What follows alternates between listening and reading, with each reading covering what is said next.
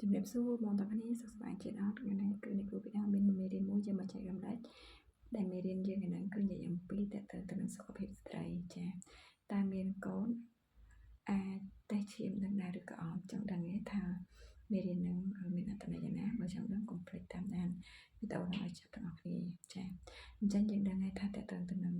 សុខភាពស្ត្រីចាគឺយើងត្រូវការតាមដានត្រូវការឆែកត្រូវការបណ្ដិតឲ្យបានច្បាស់លាស់ចាដើម្បីបញ្ជាក់ថាយើងមានកូនអញ្ចឹងចំពោះស្ត្រីដែលគាត់ចង់មានកូនគឺគាត់ពិតជាសប្បាយចិត្តណាស់មាននេះនៅពេលដែលគាត់មានវត្តមានកូនចាប៉ុន្តែបើចំពោះស្ត្រីដែលអត់ចង់បានកូនពេលដែលមានកូនគឺគាត់ភ័យគឺគាត់បារម្ភគឺគាត់អត់ចង់ទុកទេចាអញ្ចឹងពីរនឹងគឺវាផ្ទុយគ្នាដាច់ស្រឡះដូចមេឃនឹងដីអញ្ចឹងចាអញ្ចឹងបើសិនជាយើងចង់បានកូនសួរថាតើយើងធ្វើម៉េចបានវាបញ្ជាក់ថាយើងមានកូនចាគឺទី1គឺអាចធ្វើដោយការតែទឹកនោមជាដំបូងចាទី2គឺអាចធ្វើដោយការអេកូចាហើយមួយទៀតគឺតើទៅនឹងការតេស្តឈាមដូចមេរៀនយើងអញ្ចឹងថាតើមានកូនអាចតេស្តឈាមដឹងអត់ចាអញ្ចឹងចង់បញ្ជាក់ថាគឺការតេស្តឈាមក៏អាចបញ្ជាក់ថាយើងមានកូនដែរចាហ្នឹងឯងមែនក៏អីអ្នកគ្រូចាមែនព្រោះថានៅក្នុងអរម៉ូនរបស់យើងនៅពេលដែលយើងមានកូនគឺអរម៉ូន ACG ហ្នឹងគឺវាកើនឡើងអញ្ចឹងនៅពេលដែលអរម៉ូន ACG នឹងកើនឡើងគឺគេមានកម្រិតអញ្ចឹងណាថាអរម៉ូននឹងធម្មតាប៉ុណ្ណេះប្រហែលដល់ពេលអរម៉ូនមានកូនគឺវាអាចឡើងដល់ប្រហែលអញ្ចឹងគេមានកម្រិតដែលគេបណ្ឌិតដឹងចាដែលអាចបញ្ជាក់ថាអរម៉ូន ACG ទៅឡើងដល់ប៉ុណ្ណឹងគឺបញ្ជាក់ថាយើងមានកូនហើយតែបើយើងនៅក្រឹមប៉ុណ្ណេះមានន័យថាវាអត់ទាន់មានកូនទេអញ្ចឹងគេមានកម្រិតអញ្ចឹងណាចាអញ្ចឹងចង់ឲ្យបងប្អូនទាំងគ្នាគឺយល់នៅចំណុចហ្នឹងចាគឺការដឹងពីការមានកូនគឺអាចពិនិត្យបាន3ហ្នឹងចាគឺតែទឹកនោមចាប្រឌិតអេកូនិងតេស្តឈាមចាអញ្ចឹង3ហ្នឹងគឺយើងអាចធ្វើការពិនិត្យដឹងចាគុំគិតថាមានកូនគេដឹងទៅតាមអេកូគេដឹងទៅតាមប្រតិភពហើយការតេស្តទឹកនោមទេចាតេស្តឈាមគេមើលដឹងអត់ទេណាគេមេដឹងដូចគ្នាចាអត់តែយើងជួយឈាមហើយយើងមើលពីការកើនឡើងនៃអរម៉ូន ACG ទៅគឺគេដឹងថាយើងមានកូនឬក៏អត់ណាចាហ្នឹងហើយអញ្ចឹងបើករណីអ្នកខ្លះគឺគាត់ទៅអេកូគាត់អត់ឃើញមានកូនជងស្បូនទេប៉ុន្តែគាត់មើលឈាមទៅគឺអាអរម៉ូន ACG នឹងកើនឡើងអញ្ចឹងបញ្ជាក់ថាមានកូនព្រោះថាការអេកូពេលខ្លះតកូនរៀងធំបន្តិចអត់វាចូលស្បូនអញ្ចឹងបើកូនតូចពេលខ្លះគឺ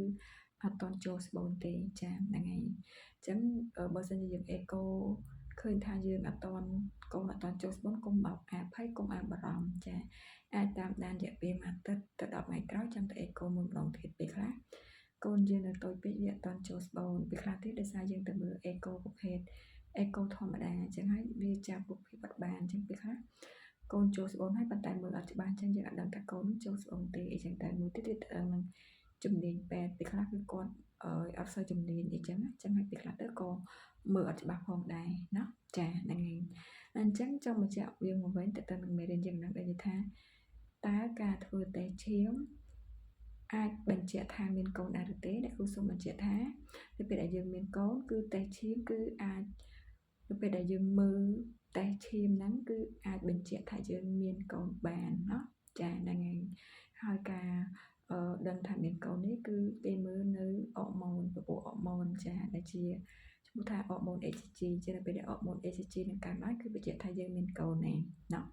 ចាអញ្ចឹងបើសិនជាអ្នកដែលគាត់ចង់ដឹងគាត់អាចមើលទៅអរម៉ូន ACG ហ្នឹងចាតែបើសិនជាអ្នកដែលមិនចង់បានមិនចង់ដឹងបើសិនជាយើងបណ្ឌិតឈាមខ្លាចគេដឹងយើងកុំឲ្យគេមើលប្រភេទអរម៉ូន ACG ហ្នឹងចា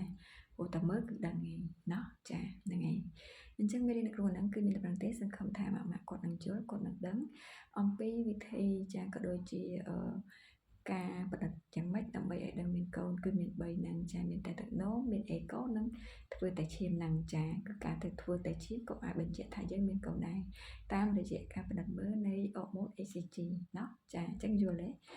យណាសង្ឃឹមថាអ្នកដែលឆ្ងល់នឹងបាត់ចម្ងល់ហើយអ្នកដែលមិនទាន់ដឹងអាចនឹងដឹងចាបង្កើនចំណេះដឹងថ្មីเนาะចាហ្នឹងហើយបើសិនជាអ្នកមានចម្ងល់អីអាចធ្វើការសាកសួរបន្ថែមបានហើយបើសិនជាចង់ទទួលសេវាទៅនឹងការរំលឹកសុខភាពឬការប្រើប្រាស់សុខភាពមេដាបន ចង់ប្រឹក្សាទៅតាមបញ្ហាសុខភាពស្ត្រីបងប្អូនអាចទៅតាមបានតាមផេកមន្ទីរពេទ្យនៃក្តីស្រឡាញ់ស្នាមត្រីឬក៏តាម Telegram របស់ផ្ទាល់096 4225ចាបើចង់បានមេរៀនច្រើនកុំភ្លេចជួយ Subscribe Channel YouTube នៃគ្រូពេទ្យឌីនបេដាវក៏ដូចជាជួយ Follow Page មន្ទីរពេទ្យនៃក្តីស្រឡាញ់ស្នាមត្រីផងដើម្បីទទួលបានមេរៀនកាន់តែច្រើនចាទៅតាមបញ្ហាសុខភាពហើយមានបញ្ហាចំណត់អីអាចធ្វើការសាកសួរបានអ្នកគ្រូនឹងបកស្រាយជូនទៅតាមសមត្ថភាពរបស់អ្នកគ្រូចាហើយបងប្អូនចឹងមានយ៉ាងណាគឺទេចាសូមអរគុណសូមជម្រាបលាបាយបាយ Love you